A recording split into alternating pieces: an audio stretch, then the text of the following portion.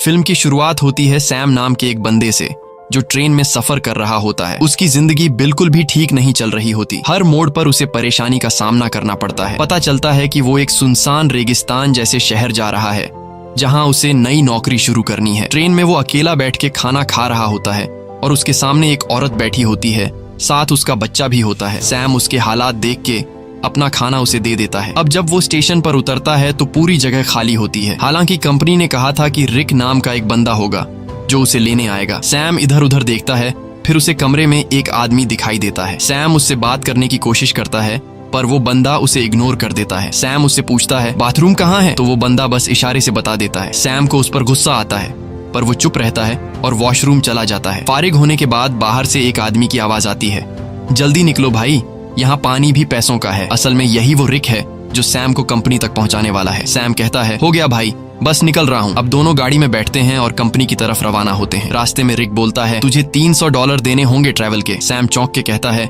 यार कंपनी ने तो कहा था $200। रिक गुस्से में कहता है अगर 300 दे सकता है तो ठीक, नहीं तो उतर जा। सैम सोचता है कि कोई दूसरा रास्ता तो है नहीं, तो वो मान जाता है। थोड़ी देर बाद गर्मी बहुत ज्यादा हो जाती है। सैम एसी ऑन करने की कोशिश करता है। रिक तुरंत गुस्से में कहता है हाथ मत लगाना एसी को वरना इंजन बैठ जाएगा। अचानक गाड़ी का टायर पंक्चर हो जाता है। रिक खुद कुछ नहीं करता और सैम से कहता है चल टायर तू बदल। सैम मजबूरी में टायर बदलने लगता है। इसी दौरान वो देखता है कि एक कुत्ता दूसरे कुत्ते को मार रहा होता है। ये देखकर सैम बहुत ज्यादा डर जाता है। रिक आता है और कहता है ओ भाई कांप क्यों रहा है, ये होता रहता है। फिर वो जख्मी कुत्ते को खुद मार देता है ताकि उसे और तकलीफ ना हो। सैम बड़ी मुश्किल से टायर बदलता है।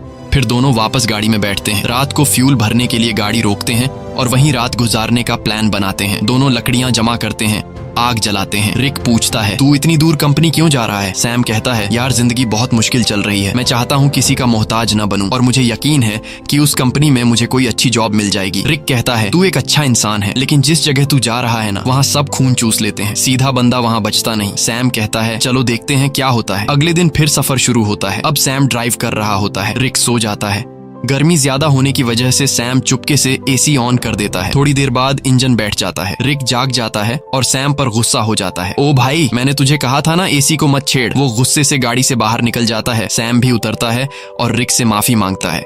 रिक को और गुस्सा चढ़ जाता है, बोलता है चुप कर, तेरी आवाज ना सुनूं। इसके बाद सैम पेशाब करने जाता है। थोड़ा दूर जाकर वो एक चमकता हुआ पत्थर देखता है। करीब जाकर जब वो गौर से देखता है तो पता चलता है कि ये तो खालिस सोना है। वो फौरन रिक को बुलाता है, ओए इधर आ, चेक कर, कहीं मैं सपना तो नहीं देख रहा। रिक जैसे ही देखता है शॉक हो जाता है। वो लाइटर निकालता है, आग जलाकर चट्टान पर रखता है, बोलता है अगर काला हुआ तो नॉर्मल पत्थर वरना खालिस सोना। चट्टान जैसी की तैसी रहती है, मतलब सोना कंफर्म। अब दोनों सामान निकालते हैं, गड्ढा खोदने लगते हैं ताकि सोना निकाल सकें। पूरी ताकत लगाते हैं लेकिन चट्टान हिलती भी नहीं। रिक रस्सी की मदद से सोने को गाड़ी से बांधने की कोशिश करता है ताकि खींच सके, लेकिन रस्सी टूट जाती है क्योंकि सोना भारी होता है। इसके बाद दोनों लगे रहते हैं, सारा दिन खुदाई करते हैं। अब सूरज डूबने लगता है। रिक कहता है जल्दी से लकड़ियां जमा कर क्योंकि जंगली कुत्ते आसपास घूम रहे हैं, रात को हमें काट लेंगे। अगर हम आग जला लें तो वो डर के भाग जाएंगे। दोनों लकड़ियां जमा करते हैं, आग जलाते हैं, खुशी में गाने बजाने और नाचने लगते हैं। रिक सैम को गले लगाकर कहता है तुझे मैं फुल एसी वाली कार दिलाऊंगा।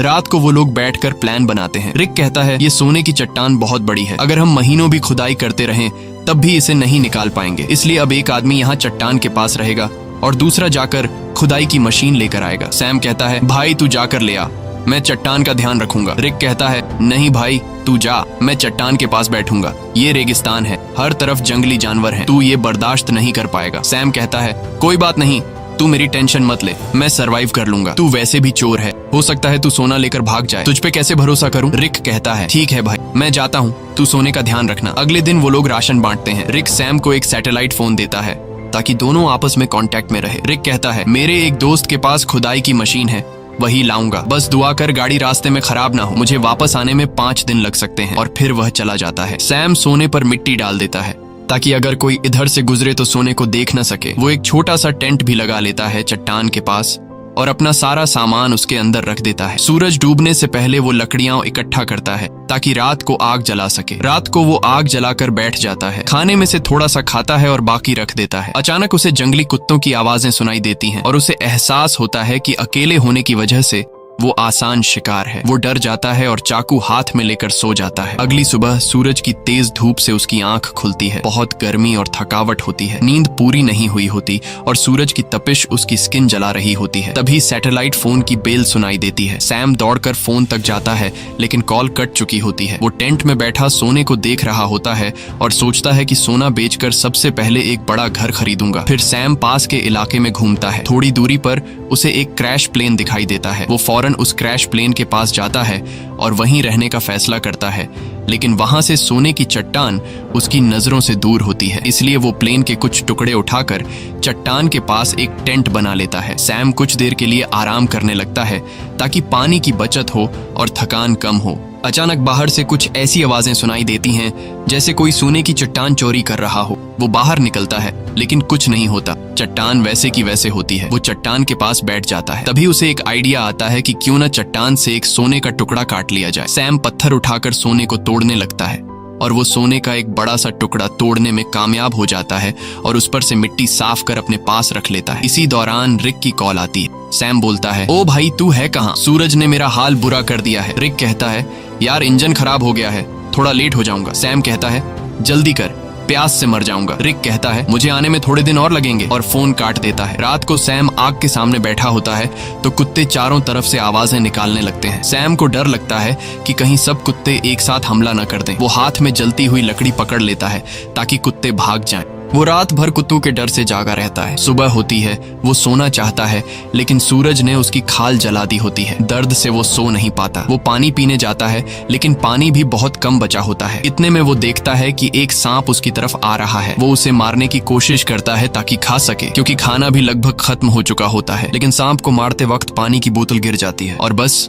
थोड़ा सा पानी बचता है। फिर वो दोबारा प्लेन वाले एरिया में जाता है, उम्मीद करता है कि शायद कुछ खाने पीने को मिल जाए। तभी वो देखता है कि दूर से एक इंसान आ रहा है। वो फौरन अंदर जाकर प्लेन में छुप जाता है, लेकिन वो इंसान प्लेन के पास आ जाता है और सैम को बाहर आने को कहता है। करीब आकर पता चलता है कि वो तो एक लड़की है जो उससे बात करना चाहती है, लेकिन सैम उससे बात करने को तैयार नहीं होता।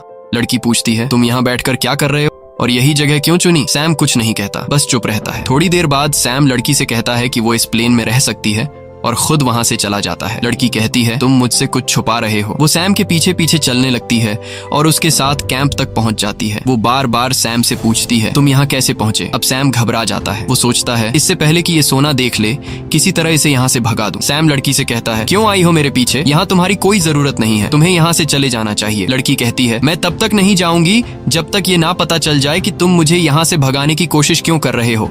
जरूर तुम मुझसे कोई राज छुपा रहे हो। उसी वक्त उसकी नजर सोने पर पड़ती है। वो कहती है, अच्छा तो ये बात है, पूरे सोने के मालिक बन बैठे हो, ये सारा खजाना अकेले ले जाओगे? अब मेरी बात सुन, मैं तब तक यहाँ से नहीं जाऊंगी जब तक इसमें से मुझे आधा हिस्सा नहीं मिलेगा। सैम को गुस्सा आ जाता है। वो डंडा उठाता है और सीधे उसके सिर पर मारता है। लड़की वहीं मर जाती है। सैम सदमे में आ जाता है। उसे यकीन नहीं होता कि उसने लालच में आकर किसी को मार डाला।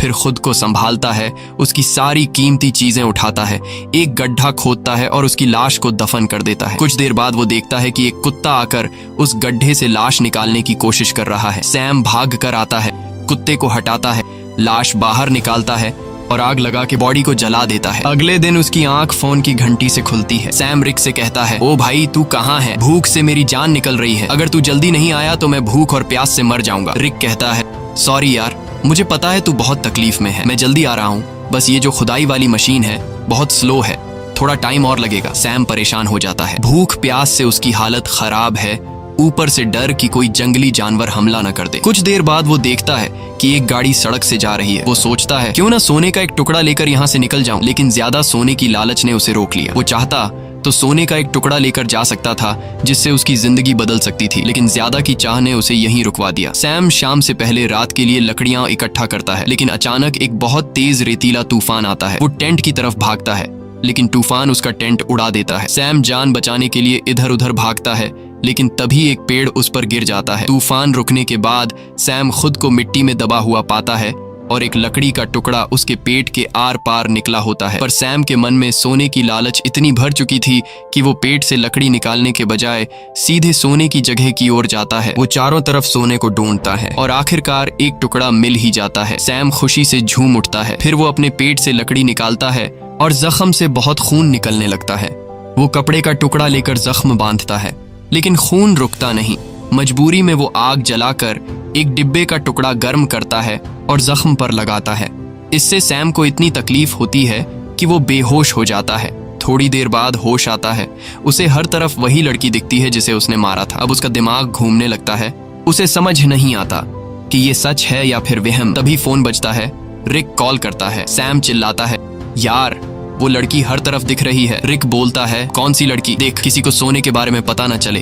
अगर किसी को पता चल भी गया हो तो उसे मार डाल। लेकिन सैम की हालत इतनी खराब होती है कि वो किसी को मार तो क्या, अपने पैरों पर खड़ा भी नहीं हो सकता। वो जमीन पर रेंग रहा होता है। जवाब देने की भी हिम्मत नहीं होती। अचानक वही लड़की सामने खड़ी नजर आती है, लेकिन इस बार उसके चेहरे पर कोई जख्म नहीं होते। वो सैम को पानी पिलाती है और मदद करने को कहती है, लेकिन सैम सोने की लालच में इतना अंधा हो गया था कि वो मदद लेने से भी इनकार कर देता है। सैम डरते हुए कहता है, मैंने तुम्हें मार डाला था, दूर रहो। वो बोलती है, बस इतना बता दो, क्या मेरी जुड़वा बहन यहाँ से गुजरी है? तब सैम को यकीन हो जाता है कि ये वहम नहीं है, बल्कि ये उसी लड़की की बहन है जिसे उसने मारा था। सैम कहता है, नहीं, मैंने कुछ नहीं देखा, बस तुम यहाँ से चली जाओ। जिसके बाद वो लड़की वहाँ से चली जाती है। कुछ देर बाद जंगली कुत्ते उसके पास आने लगते हैं और उसे चारों तरफ से घेर लेते हैं। वो तुरंत रिक को फोन करता है।